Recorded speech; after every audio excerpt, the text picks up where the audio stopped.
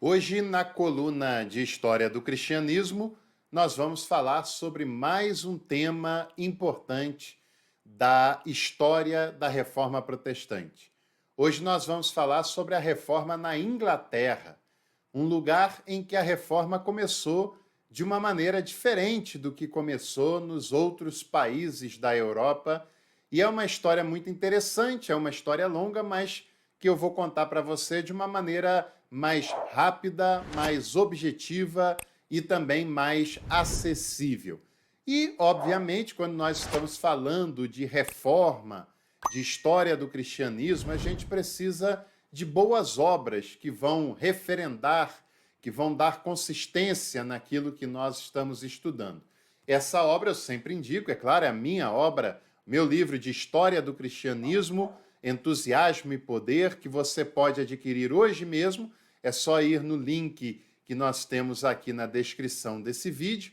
E eu também queria aproveitar para mostrar para vocês essa bela obra, As Reformas na Europa, do Carter Lindbergh, que é uma obra espetacular, e eu confesso para vocês que dos vários livros, dos vários textos que eu já li até hoje sobre a reforma na Inglaterra, o melhor texto que eu já li é desse livro, do Carter Lindbergh, As Reformas na Europa. Eu vou deixar o link desse livro também aqui na descrição, se você quiser adquirir, vai fazer um belo investimento nos seus estudos, na sua leitura. A reforma na Inglaterra, ela é uma reforma diferente do que acontece nos demais países. Nós que temos falado sobre esse tema aqui no canal, temos visto que na Alemanha começa a partir das reflexões do Martinho Lutero, de outras pessoas, na Suíça, na França, em outros lugares, inclusive na Escandinávia, começa com uma série de trabalhos intelectuais voltados ao humanismo. Na Escandinávia também tem a participação direta da coroa no país. E na Inglaterra, esse movimento tem a ver com o que acontece lá na Escandinávia, no sentido de ser proposto pela coroa, mas as motivações primárias da reforma na Inglaterra não são puramente religiosas. Eu sei que numa leitura leiga, a pessoa vai dizer assim, começa porque o rei queria se casar de novo. É claro que esse é um ingrediente desta receita, mas é infantil pensar que a reforma na Inglaterra acontece tão somente porque o rei queria se casar de novo. É muito mais profundo, é muito mais complexo do que essa análise superficial. Nós precisamos entender algumas questões que estão relacionadas à Inglaterra. Primeiro que nós temos já no século XIII, XIV, um pré-reformador chamado John Wycliffe, que é uma pessoa importante, alguém que questiona já naquela época muitos elementos que virão à tona no século XVI, no final do século XV, e o John Wycliffe, que chega a ser perseguido, né, de alguma maneira, ele acaba incentivando a criação de um grupo de pregadores leigos chamado de Lollardos. Lollardos, que quer dizer os resmungões, os murmuradores, né? Aqueles que saíam andando de rua em rua, pregando o que eles entendiam ser o evangelho e também denunciando alguns abusos que aconteciam na igreja naquele momento. Desde mais ou menos essa mesma época, a igreja na Inglaterra, a coroa da Inglaterra, precisa pagar taxas altíssimas para a igreja, taxas anuais, né? Desde a época de Henrique IV, que desafiou o Papa Inocêncio III e que foi punido tendo que pagar taxas anuais para a igreja, e eram taxas que pesavam para os cofres da coroa inglesa. Como também, você já viu isso em outros episódios, boa parte dos territórios que estavam sob a liderança da igreja no país não pertenciam à própria Inglaterra e isso acontece por causa dessa concepção de uma igreja universalizante, e tudo isso causa incômodos e limitações para o que está acontecendo na Europa. E mais ainda, na Inglaterra especificamente, o país precisa amargar o fato de que durante 70 anos o Papa, o chefe dessa igreja, a qual a igreja inglesa devia obediência, era um francês, né? E durante grande parte desse período aí, dos séculos 13 até o 16, o Papa teve a sede da igreja num território francês, que, claro, não preciso nem dizer que a França era uma árdua inimiga da Inglaterra.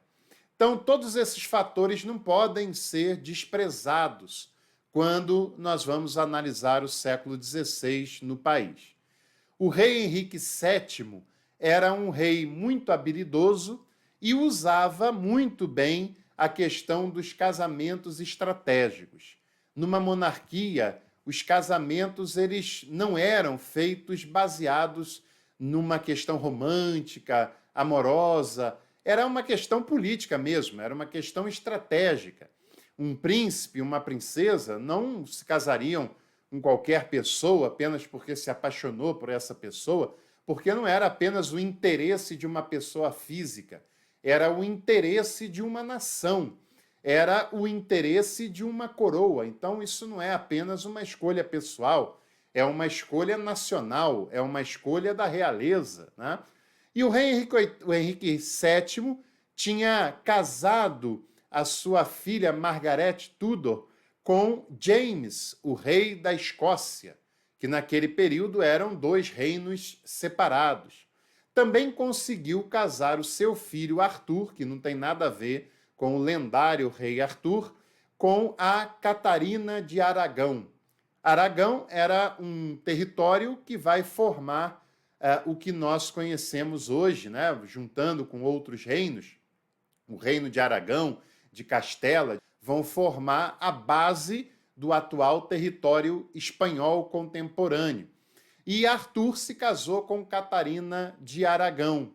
Quando acontecem esses casamentos, você está fazendo também uma aliança entre a Inglaterra com a Escócia, a Inglaterra com Aragão e assim sucessivamente.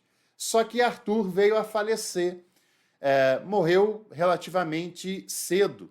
E o Henrique VII, para não perder esse casamento estratégico com Aragão, propõe que a viúva Catarina se casasse com o seu filho mais novo, aquele que viria a ser o rei Henrique VIII. Esse casamento acontece. Para acontecer, é necessário uma dispensa oficial e esporádica do Papa da época, do Papa Clemente, porque não era possível, pelas leis canônicas da Igreja, um casamento entre uma pessoa e a viúva de algum parente dela, como era o caso de Catarina de Aragão, que se casaria com Henrique, já era viúva do irmão de Henrique, né? Isso causa um certo estranhamento, graças às movimentações políticas. Catarina de Aragão era tia do imperador Carlos V, que, a essa altura do campeonato, exercia uma influência considerável sobre o Papa. E o Papa abriu uma exceção e permitiu que Henrique se casasse com Catarina de Aragão, porém o casamento nunca foi feliz. E essa infelicidade do casamento não pode ser colocada apenas no fato do rei Henrique VIII ser um mulherengo. Ele era mais do que um mulherengo, ele era um intelectual, ele era alguém muito preparado, preparado inclusive para questões religiosas, para questões teológicas. Na época da reforma de Martim Lutero, ele tinha escrito um documento chamado Em Defesa dos Sacramentos, que ele ganhou até condecorações do Papa Leão X pela defesa da fé da Igreja. E o Henrique VIII tinha um problema, porque os filhos que ele teve com Catarina de Aragão não vingaram. Só vingou uma filha não foi um homem como ele queria para ser o seu sucessor no trono, mas uma filha, uma mulher, que recebe o nome de Maria Tudor. E esse nome será importante daqui a pouco, né? Porém, o rei ele não quer se separar tão somente por ser um mulherengo, conforme alguns analisam. Ele realmente se sentia punido por Deus, penalizado por um castigo divino, porque esse casamento ele não era para ter acontecido. Era um casamento que violava as leis da igreja e por isso o Henrique VIII se sentia castigado por Deus por causa dessa violação do casamento. E ele começa a entender que a sua infelicidade, a impossibilidade de ter um filho homem, de ter filhos saudáveis, à exceção de Maria, com a sua esposa Catarina de Aragão, era tudo consequência do castigo divino por ele ter desobedecido, ainda que sem a intenção direta, o mandamento da Igreja de Deus. E com isso ele começa a empreender uma série de esforços para que a Igreja considere o seu casamento anulado. Perceba uma coisa importante: o rei Henrique VIII não pede divórcio, ele não pede que o divórcio seja dado pela Igreja, pelo Papa, porque ele não considera esse casamento lícito por essas questões que eu já falei com vocês, questões sagradas que eu já falei com vocês. Para ele, o casamento deve ser anulado, deve ser considerado um erro e, consequentemente, ser considerado anulado para que, com isso, se saiba que ele nunca se casou de fato, de verdade, com Catarina de Aragão e possa ficar livre para um novo relacionamento. Esse sentimento de temor religioso era legítimo, de fato ele tinha esse temor, mas é claro que também não era só essa questão do temor, né? O rei Henrique VIII também tinha esse lado mulherengo, logo ele se encanta com uma moça chamada Ana Bolena, quando ele percebe que a igreja, até por questões políticas, não vai considerar o seu casamento nulo, ele decreta o ato de supremacia, rompe unilateralmente com a igreja e declara o seu casamento anulado, e com isso Catarina de Aragão se sente profundamente humilhada, tem que voltar para a Espanha, e ele oficializa a sua relação com Ana Bolena. E com Ana Bolena ele tem também as mesmas dificuldades, tem dificuldade de gerar filhos saudáveis, não nasce filhos homens e nasce uma filha chamada Elizabeth. Elizabeth, que também será um nome bastante importante para aquilo que nós estamos falando. Agora, se você está gostando desse conteúdo, se você gosta desse canal, eu peço que você agorinha mesmo, é só clicar ali no botão de se inscrever para você se tornar um inscrito, uma inscrita aqui do canal, e aproveita também para clicar ali no joinha e deixar o seu like, a sua curtida, para ajudar esse canal a produzir cada vez mais e melhor para você e para todo mundo que passa por aqui, ok? Bom, logo o Henrique VIII também vai ficar desgostoso com seu casamento com Ana Bolena e, no final das contas, acaba acusando Ana Bolena de adultério e, com isso, despede também Ana Bolena e se casa pela terceira vez, desta vez com uma mulher chamada Jane de Seymour. E com esta sim, com a Jane de Seymour, o rei Henrique VIII consegue finalmente ter um filho homem chamado Eduardo. Porém, um rapaz brilhante, capaz intelectualmente, porém com uma saúde muito debilitada, o que fez ter uma vida muito abreviada. E olha só que coisa interessante, com a Jane de Seymour, que finalmente concebeu um filho homem, o Henrique VIII ficou com ela até o final da sua vida. Depois que ele ficou viúvo, ele se casou de novo. Para falar a verdade, se casou mais 3 vezes. Com a Ana de Cleves, que era luterana, com a Catarina Howard e também com a Catarina Parr. Ou seja, ao final da vida, o rei Henrique VIII teve 6 esposas, 3 se chamavam Catarina, né? Enfim, depois da morte do rei Henrique VIII, o trono é sucedido pelo seu único filho homem, que assume como Eduardo VI. Eduardo VI, sim, era protestante, convicto, devoto, sincero, era filho de Henrique VIII com Jane de Seymour. Durante o seu curto reinado, ele acelera o processo de reforma religiosa no país, estabelece o livro comum de oração, que vai ser uma espécie de catecismo para todo o clero da Igreja da Inglaterra, que não tem mais o Papa, o Bispo de Roma, como cabeça da Igreja, porque Henrique VIII tinha declarado, a partir daquele momento do ato de supremacia, que a cabeça da Igreja da Inglaterra era o monarca, e até hoje o monarca inglês é o cabeça da Igreja da Inglaterra. E religiosamente falando, o cargo de maior relevância é o arcebispo da Cantuária, né? E o Eduardo VI estabelece o livro comum de oração, faz reformas internas na liturgia, no preparo dos sacerdotes, em outras questões também importantes, só que a reforma tem um abalo, porque, como eu disse, Eduardo VI tinha pouca saúde, morreu em torno de 16 anos de idade, o que o impossibilitou de fazer outras coisas. Ao morrer, ele é sucedido pela filha mais velha de Henrique VIII, que era Maria Tudor, filha de Henrique VIII com a primeira esposa Catarina de Aragão, que, é claro, tinha sido humilhada pelo pai. O pai se divorciou dela e estabeleceu o início da reforma na Inglaterra.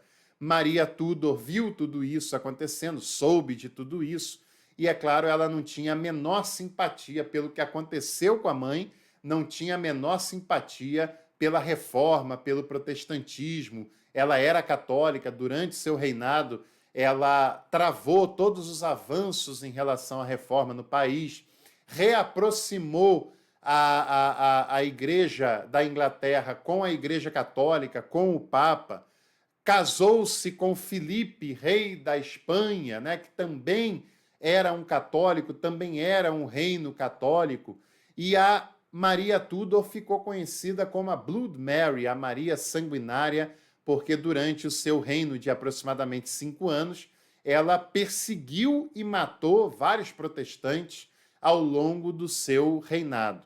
Quando esse reinado chegou ao fim, sobe ao trono a terceira filha de Henrique VIII, e foi a mais longeva de todos esses reis, que foi Elizabeth I. Não a Elizabeth que acabou de sair do trono, né? Que governou não, mas reinou durante 70 anos, a primeira, a Elizabeth I, que também teve um reino longevo de mais de 50 anos no trono, né? Filha de Henrique VIII com Ana Bolena, e ela era uma protestante, ela de fato acelera o processo de reforma no país, que se consolida totalmente a partir do reinado de Elizabeth I.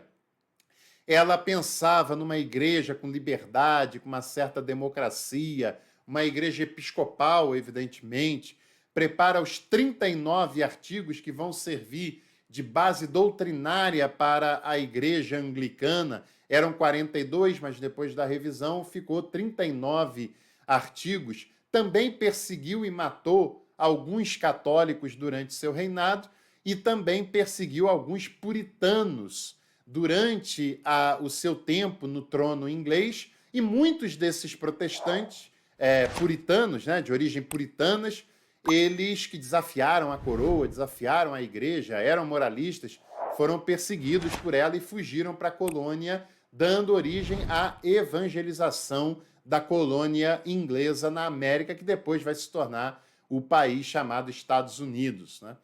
Depois, a rainha Elizabeth morre, depois de 50 e tantos anos no trono, e o trono tem uma certa vacância porque ela não deixa herdeiros, e quem acaba assumindo é o rei James VI da Escócia, que era um parente distante, né?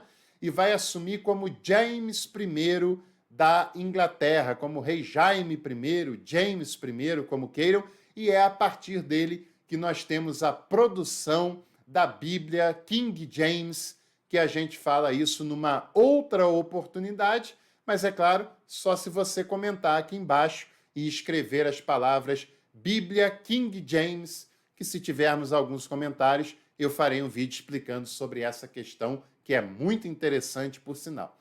Se você gostou, não se esqueça de se inscrever, deixar o seu like.